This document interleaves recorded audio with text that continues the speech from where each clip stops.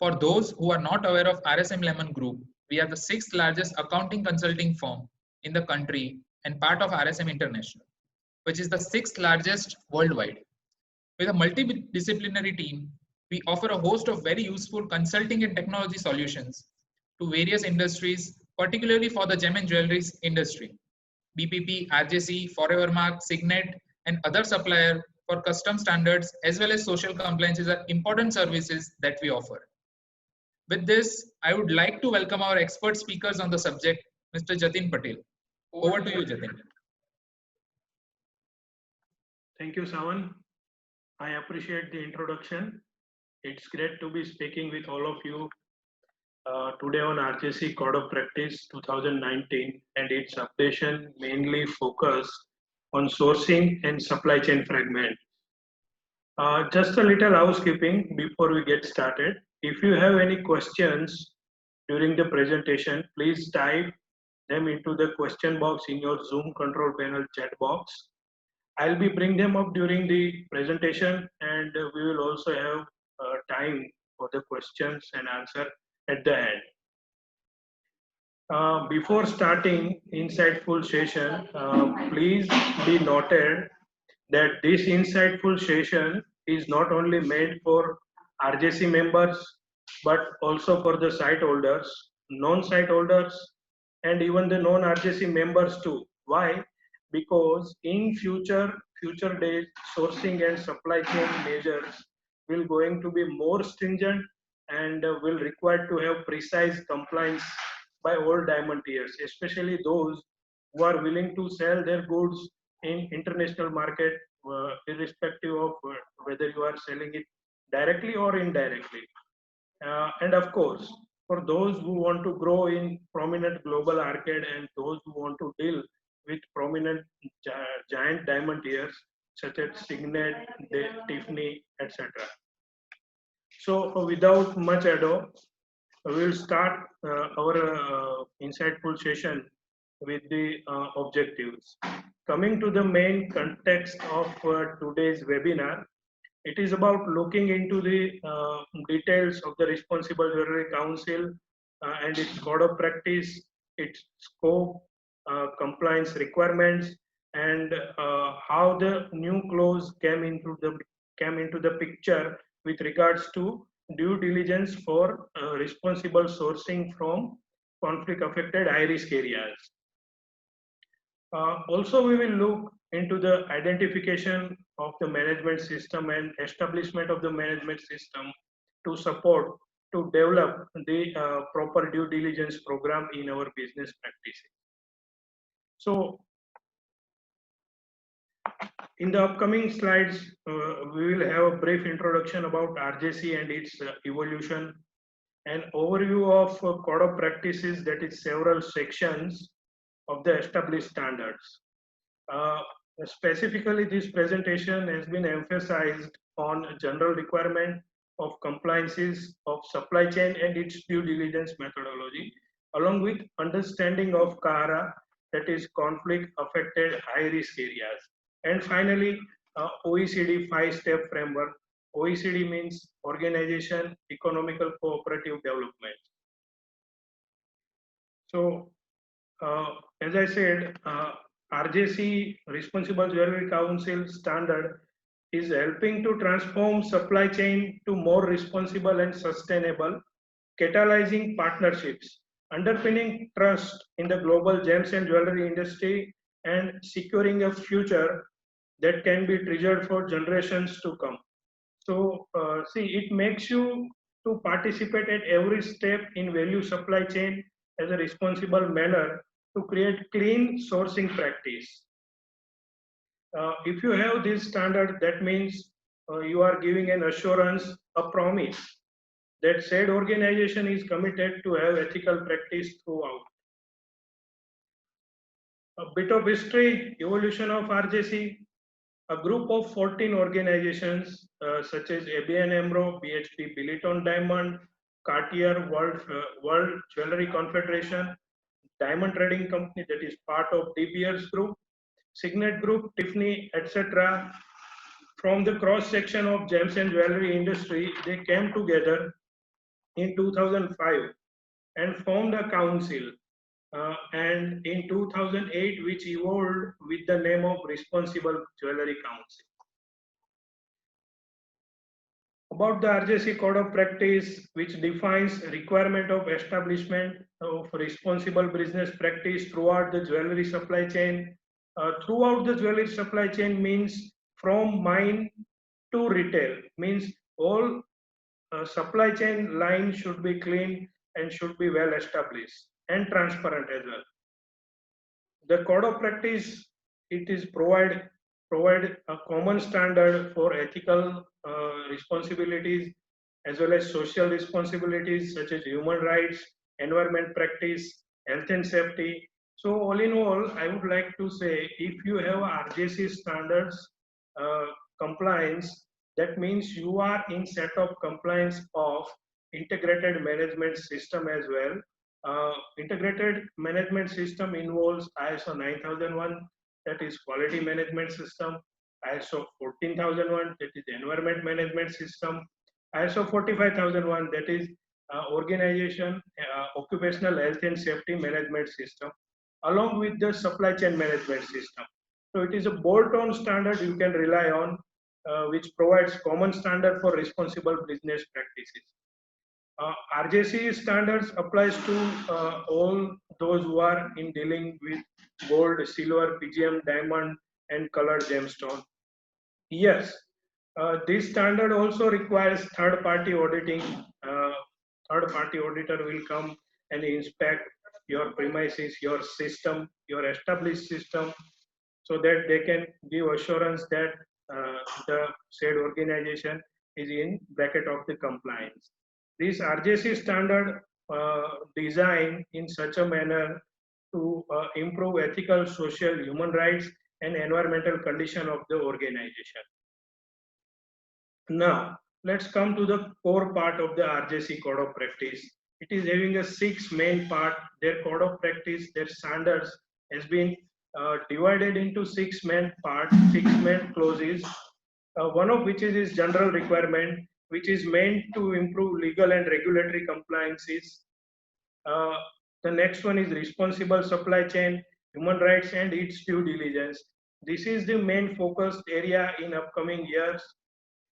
This standard has been developed to aim use of due diligence in supply chain, uphold the human rights, support community development, and promote anti-corruption efforts and manage sourcing risk. Third part is labor rights and working condition. It is all about child labor, forced labor, etc., which are standard has been developed by international labor conventions. Next one is health, safety, and environment. Of course, this is one of most important part, and government of India is also emphasizing on environment nowadays. So this is comes under health, safety, and environment code of practice guidelines. Next one is gold, silver, PGM, diamond, and color gemstone products.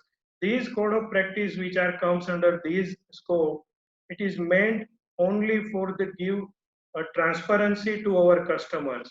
It includes various declarations, various disclosures, and last one is responsible mining, which is meant for the organization which are involved in mining practice.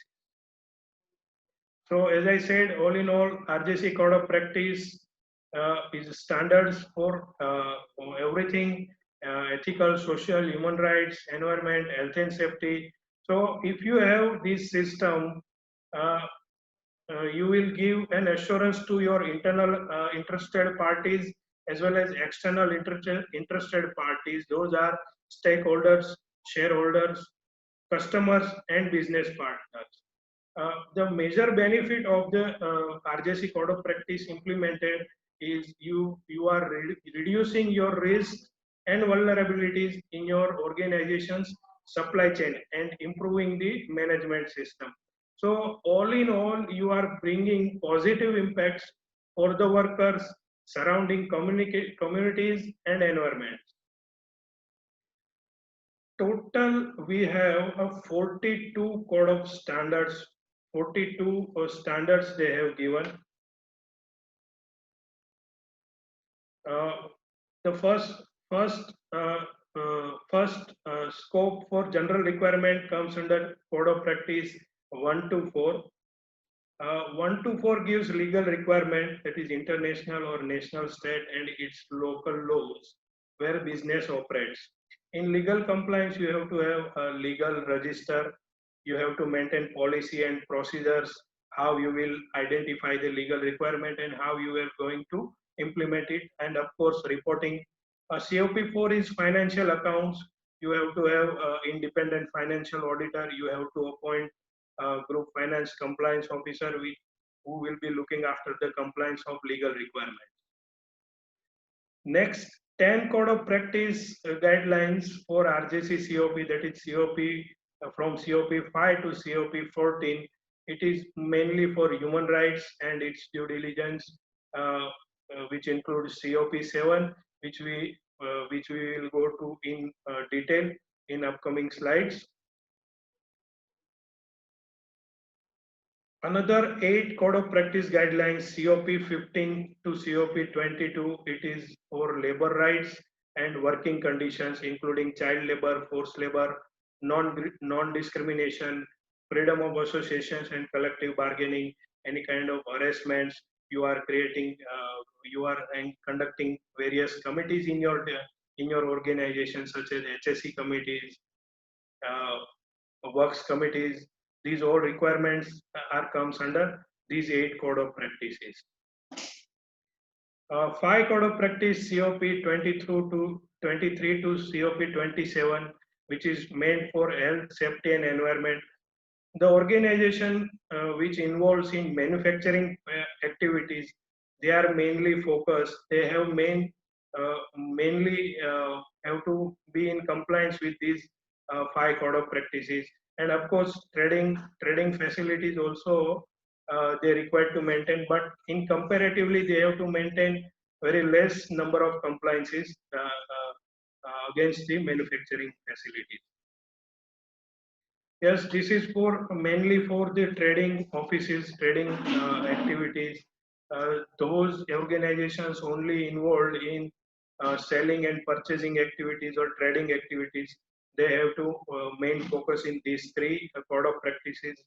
COP 28, that is product disclosure. You might have seen the declarations in our invoices, that is the diamond here in invoice, etc., etc. This comes under COP 28. COP 29, Kimberley process certification, WDC system of warranties, and COP 30, that is trading analysis and its appraisal. Last 12 COPs, Code of Practice 31 to 42, it is only applicable to the organization involved in mining activities. I don't think any one of us are from a mining organization, so we'll skip this part. The conclusion is, if you are maintaining RJC system or you want to maintain RJC system, you have to develop management system to support all the COP. So what will be the management system includes, that is management responsibilities. You have to have written policy and you have to have a set of procedures in support to our established policy. Also, you have records and reports in line with developed policy and procedures. Awareness is the much important part, because without awareness, you cannot develop code of practice, which comes under training part, and also you should have a grievance mechanism.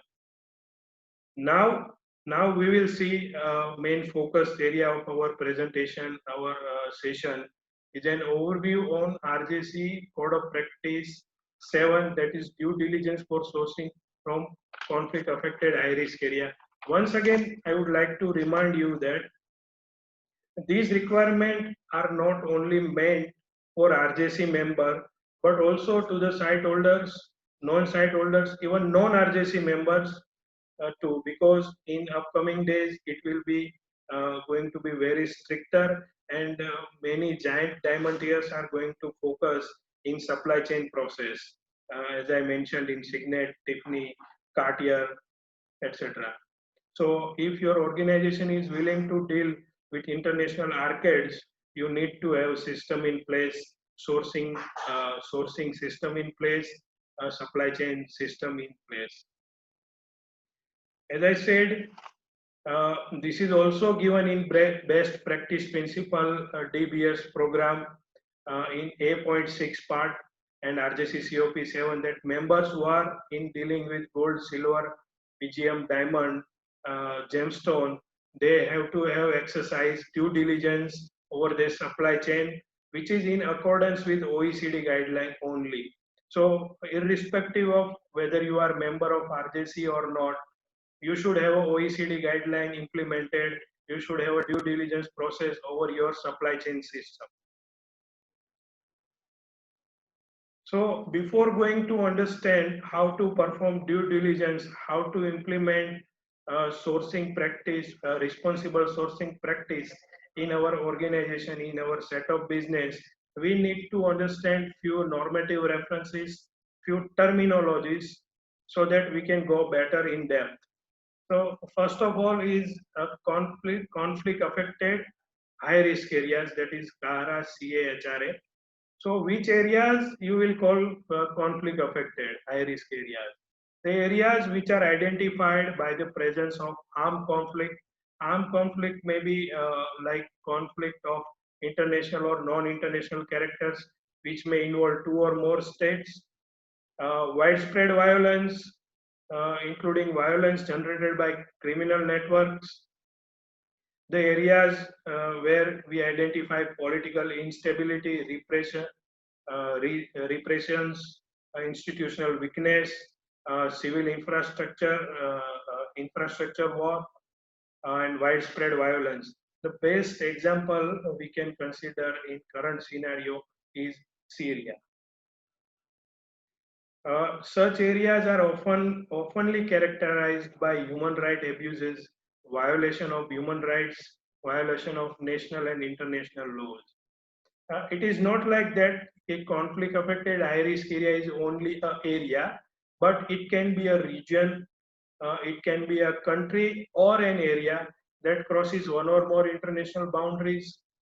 High risk activities, it is a word mainly associated with the extracting, trading or handling and exporting minerals and gemstone from conflict affected high risk areas. It is not like that you cannot get supply from conflict affected high risk areas, but if you want to source from conflict affected high risk areas, you have to have appropriate due diligence system in place, and frequency of due diligence system will be much more than you are sourcing from area which are not involved in conflict affected high risk areas. Let's say if you are sourcing from conflict affected high risk areas, you have to carry out due diligence process quarterly. And if you are not sourcing from conflict affected high risk area, it is okay if you are doing due diligence process once in a year.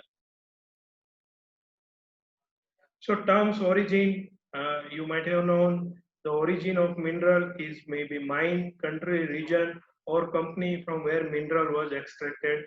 For example, we have seen many times in invoice of DTC, that is diamond from DTC, that is origin. What diamonds you will call conflict diamonds? The diamonds which are used by rebel movements or their allies to finance any conflict which are aimed as undermining legitimate governments or anything described by the UNSC and UN General Assembly.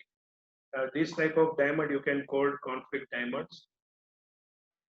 Yes, much more important, red flag. What you will call red flag? What is red flag? Red flag is, of course, warning. Name itself suggests red flag, and an indicator of potential risk or problem. Where you will raise your red flag? Red flag can be a location. Your supplier can be red flag if you find out any kind of unusual circumstances, that can be the red flag. So if you are, once you are identifying the red flag, you need to have a further investigation on that matter. And risk, yes, the aspect which have the potential adverse impact on your business, on your organizations, which aspect will be considered as a risk. So in context of the due diligence, how you will categorize your red flag in high risk. So if you identify any kind of serious abuses associated with the extraction, transport or trade, if you identify any kind of forced or compulsory labor, if you identify child labor activity, widespread sexual violence, these all activities will come under high risk. So how to identify whether these activities are going on in any kind of area, any region, that will look later on upcoming slides. So for that, all development of supply chain system, responsible sourcing system, the main principle is you should have a 5-step framework. If you will go step by step, definitely you will develop a responsible supply chain system in your business organization, which will be auditable system and which will be 100% in compliance if you are going through these 5 steps. So we will look each and every steps in detail, and if you have any questions, any queries, meanwhile you can put up in our chat box. So this is a much important part. Step 1, establishment of management system. Yes, this 5-step framework has been described by the OECD. So again, if you are non-RJC member, if you are not site holders, then only it will be beneficial if you are having implemented this 5-step framework in your system. So step 1 is establishment of management system. Step 2 is identification and assessment of risk. Step 3 is risk management. Step 4 is third-party audit, which may be internal independent auditor, and maybe by certifying body if you have hired. Step 5 is annual reporting. We will look each step by step in detail, so we will get more idea how to implement OECD guideline, OECD framework in your system. Step 1 is establishment of management system. First and foremost prior requirement is you should have established supply chain policy. See, this is a first requirement given everywhere. Whether you look in PPP best practice principle 8.6, either you look into RJC COP 7, or if you are in SRSP compliance program, that is Signet responsible program, there also they have given first requirement is you have to develop supply chain policy. Supply chain policy should be in accordance with the Annexure 2 of the OECD guideline.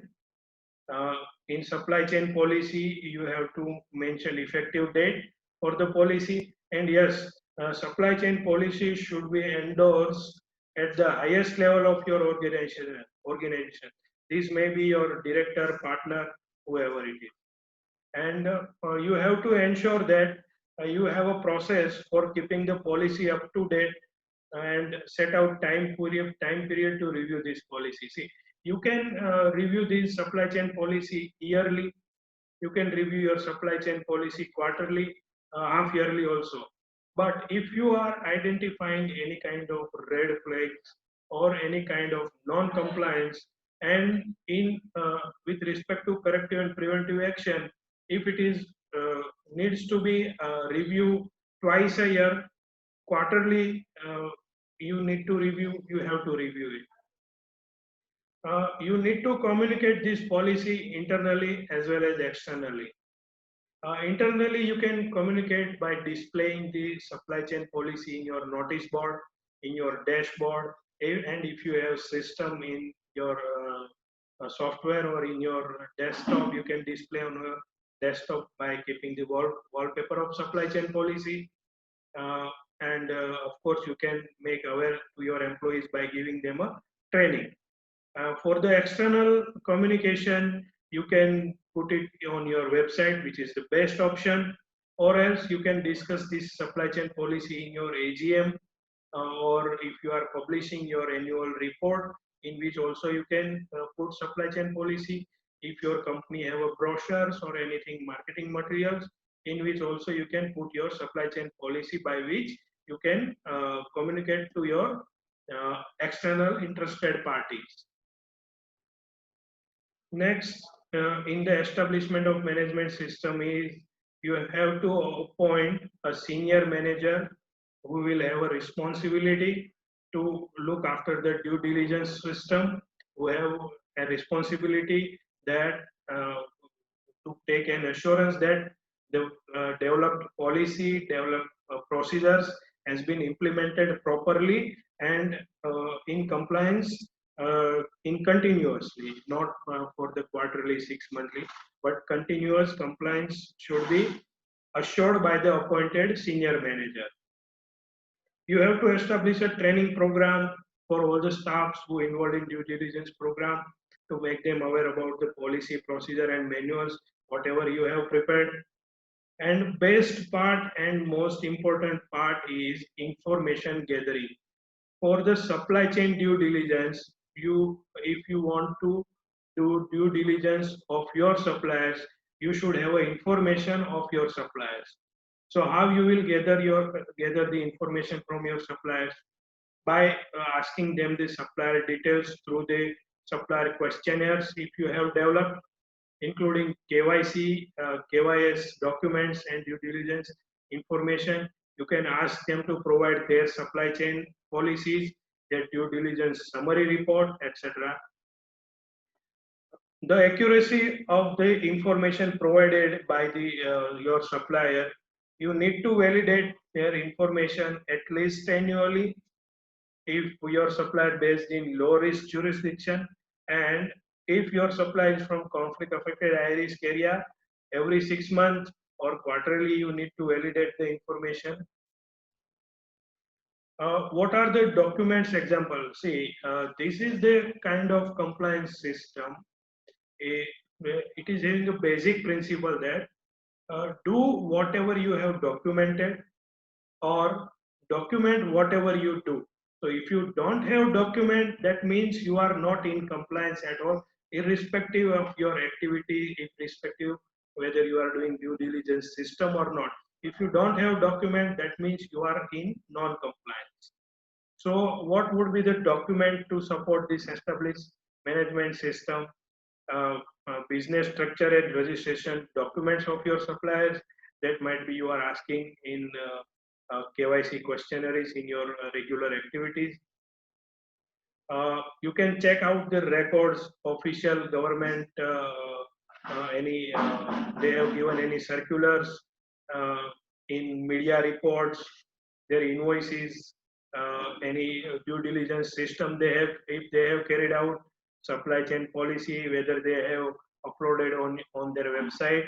If it is not uploaded, you can ask them to provide electronic copy.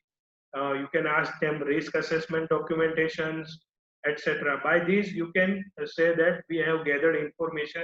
These are the source of information which we have gathered for our due diligence system.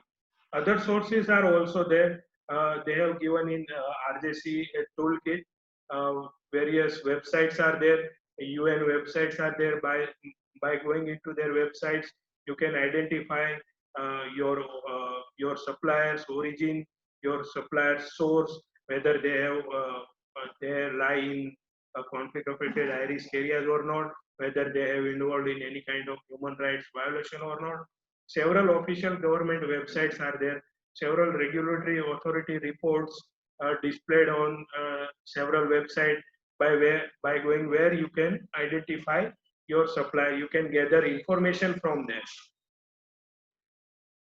Another best system is you can develop engagement with your suppliers. What are the example of the engagement? If you are conducting any kind of meeting with them, then prepare minutes of meetings, summary notes. If you are visiting, if you are going to inspect their premises in context with the supply chain policy, supply chain requirements, prepare a report, visit reports, any kind of correspondence received or shared with them throughout the email in context with the due diligence. That can be your documented example. As I said earlier, if you have developed a supplier questionnaire, you should have asked them to complete it and provide the supportive documents. And of course, if you have written agreements with your suppliers, that can also be the part of a management system and supportive to the responsible sourcing practice. So the last part for the establishment of management system, step 1 is you should have a grievance mechanism, you should have a grievance policy, and the procedure in place how you are going to handle the grievance. This grievance mechanism must allow both people from your inside organization and outside your business to raise their concern about supply chain. You have to give a name of senior manager who will be handling the raised grievance and review their procedure. You have to mention email, telephone contact details by which your interested parties can raise their grievance.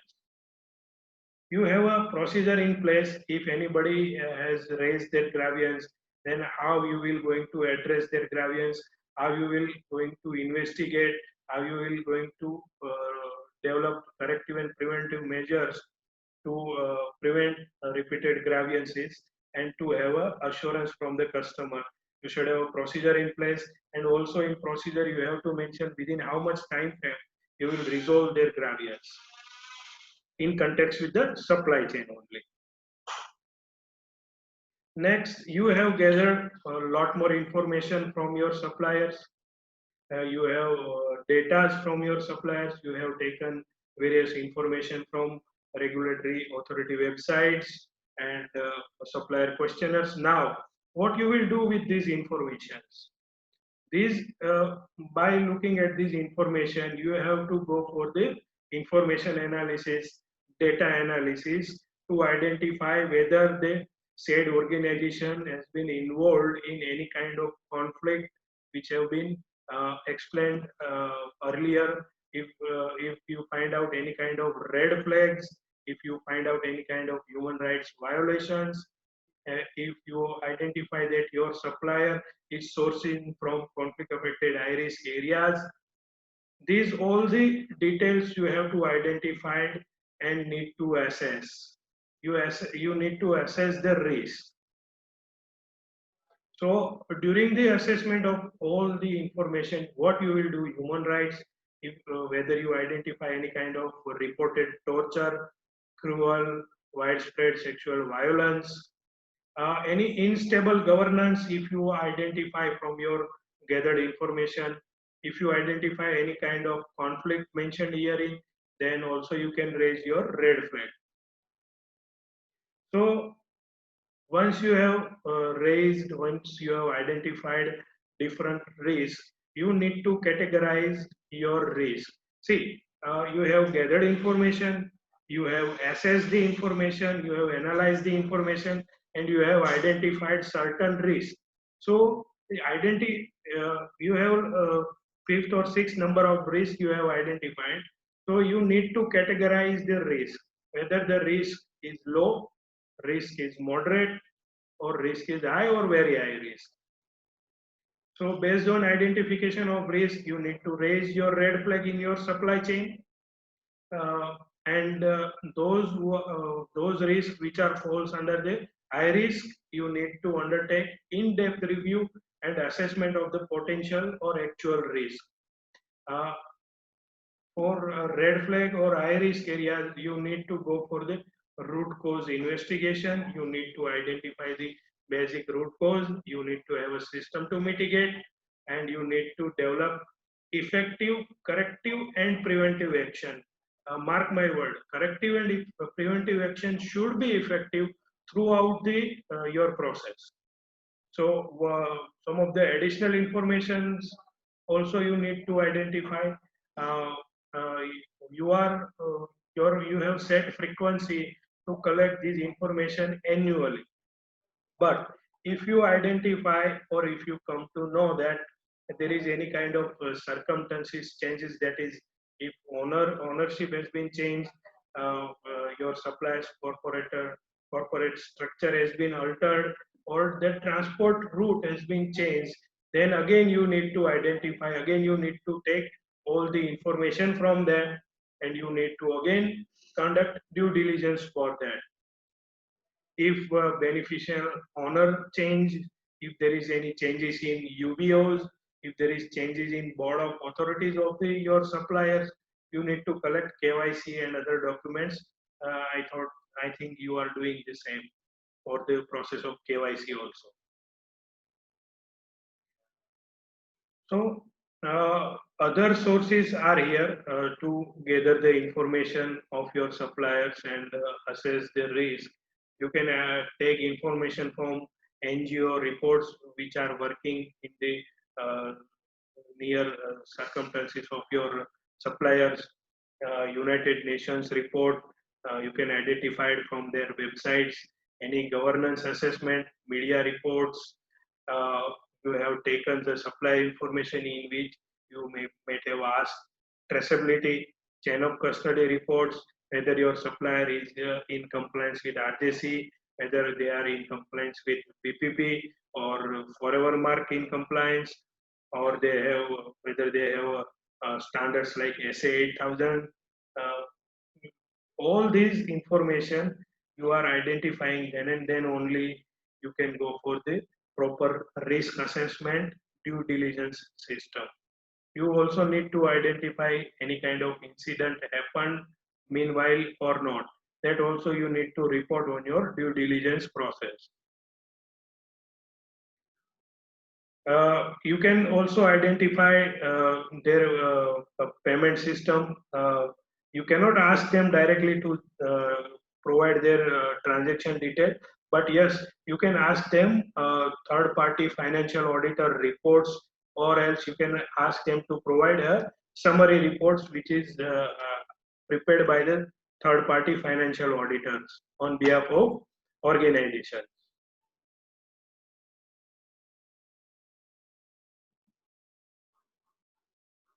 Next is you have identified risk, you have assessed the risk, high risk, low risk, moderate risk. Now, what you will do? You have to manage the risk. You should have a risk management program. You should have a procedure or manual in which you need to describe full in detail. If you will identify any kind of red flag, then I will do this kind of actions, I will do this kind of process, I will do this kind of investigations. If you identify low risk, then also you should have a system in place, you should have action in place to minimize that low risk also. So your residual risk should be very low. If you have a high risk, then it will comes your risk management system, you have mitigated the risk, and then it comes to your residual risk. So high risk mitigation, so residual risk will be very low. So this kind of procedure, this kind of report, this kind of risk assessment, you need to develop in due diligence process.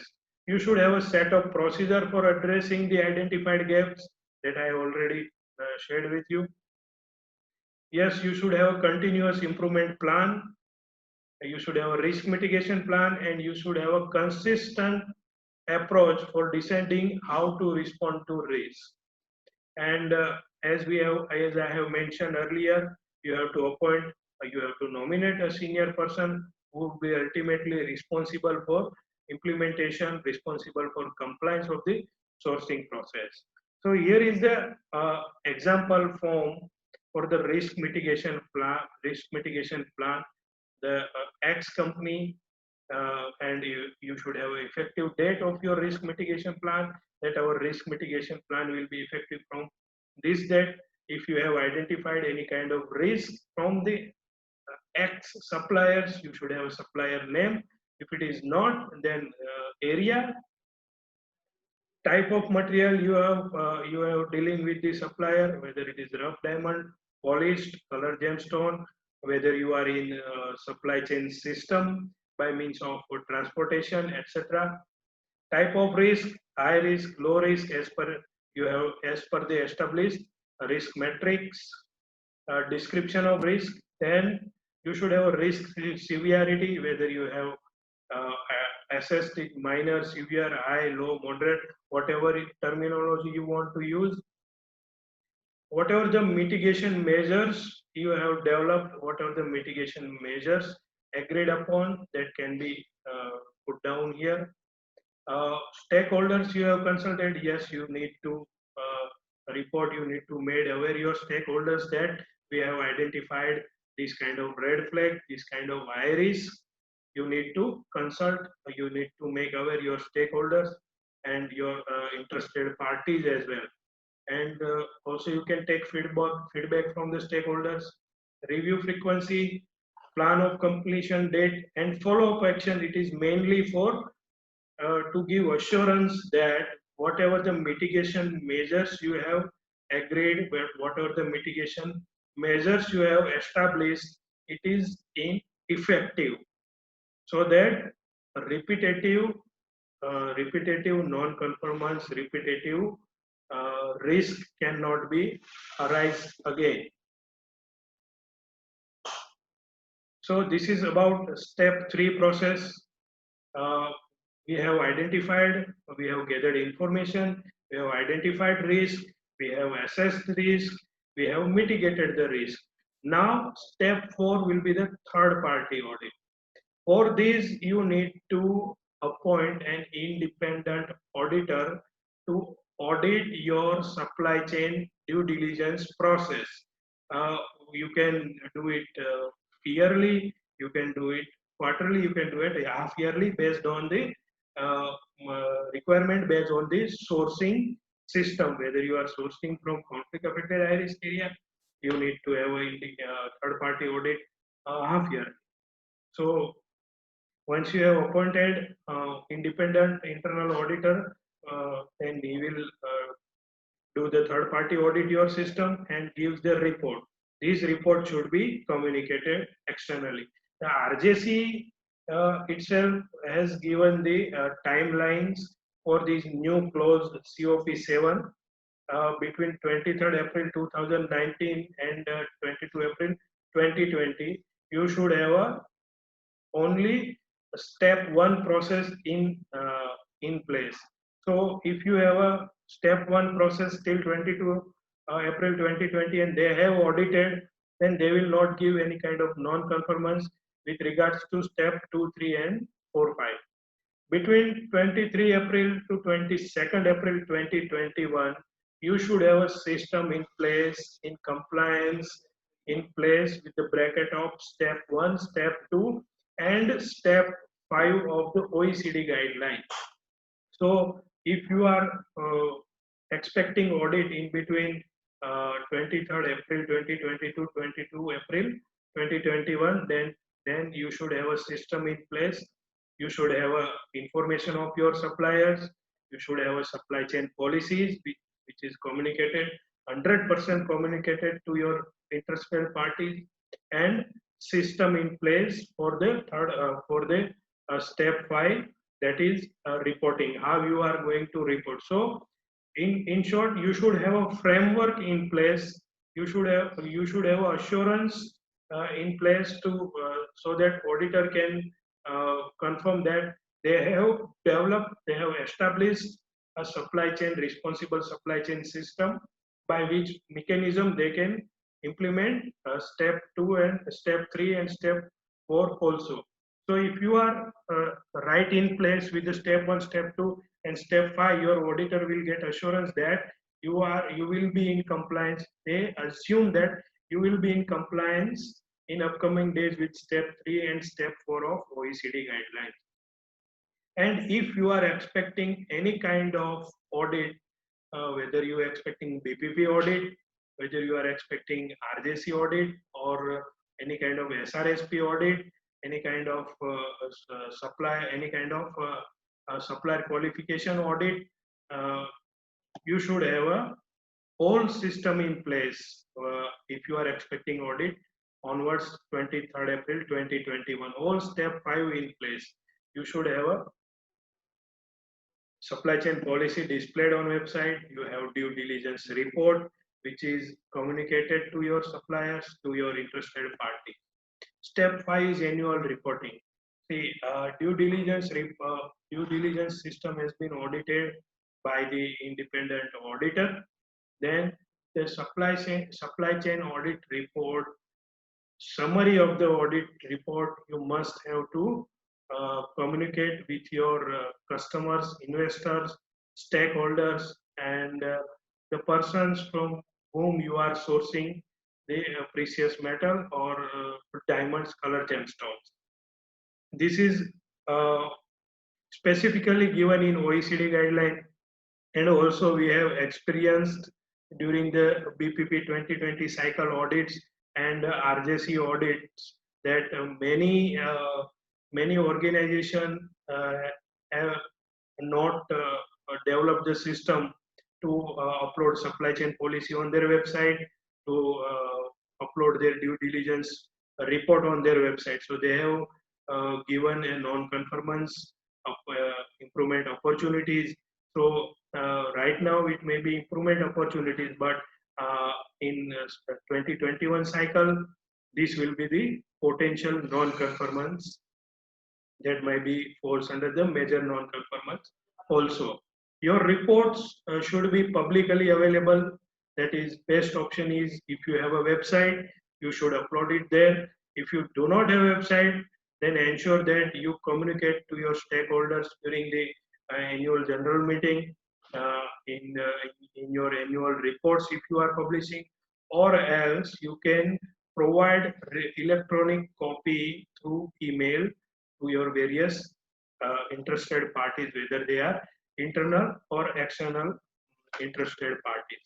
So this is all about the step 1 to step 5, how you are going to implement, how you are going to identify the risk, how you are going to mitigate your risk, how you are going to report annually due diligence report. So whole set of due diligence system is very much important in 2021 and in upcoming days, in whether you are going for BPP audit or RJC audit. So this is all about the OECD guideline and BPP 8.6 and RJC COP sourcing practices. So if you have any questions in context with caption subjects, please feel free to ask.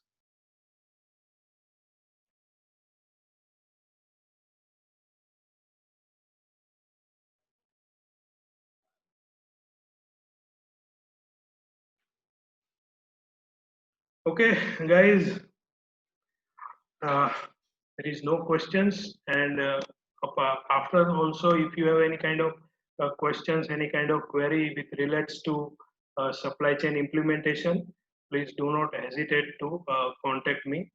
I'll give my email address in chat box. I would like to thank all of you, wonderful people. It's been pleasure to speak with amazing lineup. All of you taking time out. Yes, we have questions.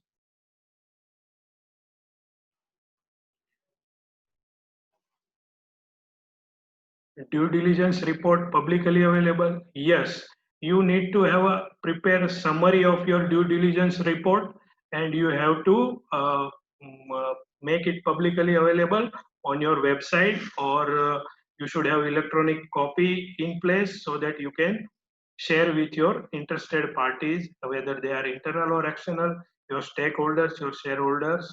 You can share with them, and you can make them publicly available. Next question is, if we ask the suppliers but no reply received, then?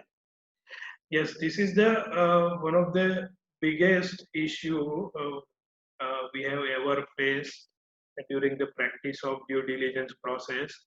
Here what we are doing is just we have prepared a set of supplier packet in which we have prepared supply chain policy, supply chain declarations, lab-grown diamond declarations, WDC declarations, KPCS declarations. This kind of supplier packet we have prepared. For those who are not answering, for those who are not having a supply chain policy, for those suppliers who do not in compliance with RJC program or BPP program, for those we have developed a supplier packet, you are sending them the supplier packet and just asking them to sign and give it to back, so that if they once sign and give us to back, it will cover all the requirement of due diligence. So no need to worry. We have developed this and we can provide you.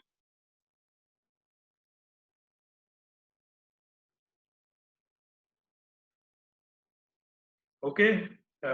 Once again, thanks to all of you. Uh, all of you taking time out of your busy schedule means the world to me. And if any of you ever needs to contact me or have any other queries, please feel free to mail me on my mail address. I'm just putting on that chat box. And also one more thing, if your organization is planning to go for the Signet responsible compliances or any other supplier qualification program which needs to develop in your organization, we are there to assist you in any kind of manner.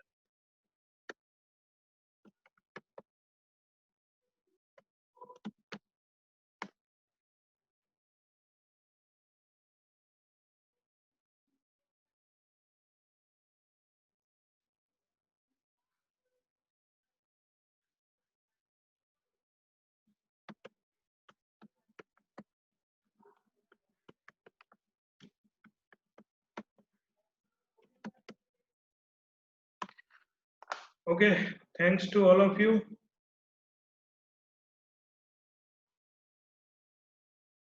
I'm just putting my mail address in the chat box so that everyone can contact.